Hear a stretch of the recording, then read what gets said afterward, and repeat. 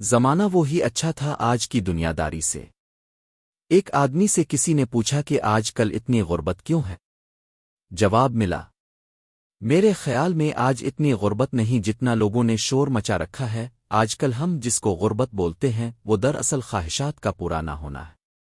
ہم نے تو غربت کے وہ دن بھی دیکھے ہیں کہ اسکول میں تختی پر گاچی کے پیسے نہیں ہوتے تھے تو مٹی لگایا کرتے تھے، سلیٹ پر سلیٹی کے پیسے نہیں ہوتے تھے، بجری کا کنکر استعمال کرتے تھے، اسکول کے کپڑے جو لیتے تھے وہی عید پر بھی پہن لیتے تھے، اگر کسی شادی بیاہ کے لیے کپڑے لیتے تھے تو اسکول کلر کے ہی لیتے تھے، کپڑے اگر پھٹ جاتے تو سلائی کر کے بار بار پہنتے تھے، جوتا بھی اگر پھٹ جاتا بار بار سلائی کرواتے تھے، اور جوتا سروس اب آٹا کا نہیں پلاسٹک کا ہوتا تھا۔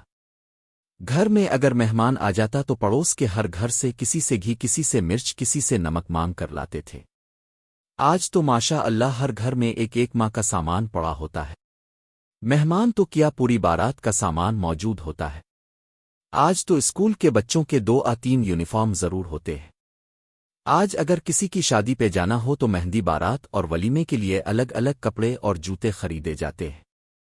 ہمارے دور میں ایک چلتا پھرتا انسان جس کا لباس 300 تک اور بوٹ 200 تک ہوتا تھا اور جیب خالی ہوتی تھی۔ آج کا چلتا پھرتا نوجوان جو غربت کا رونا رو رہا ہوتا ہے، اس کی جیب میں 30,000 کا موبائل، کپڑے کم سے کم 2,000 کے، جوتا کم سے کم 3,000 کا۔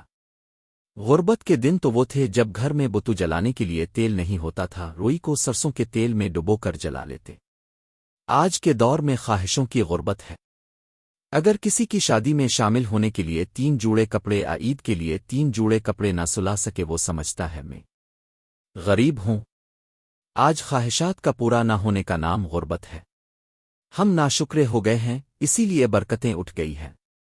سچ بات یہ ہے کہ پہلے درجہ بندی کم تھی، معاشرتی اسٹیٹس کم و بیش ایک جیسا تھا، توکل بہت تھا، باہمی ہمدردی زیادہ تھی، مل کر رہنا اچھا سمجھتے تھے، جبکہ آج کل تنہائی پسندی ہے، علم کم مگر عمل بہتر تھا۔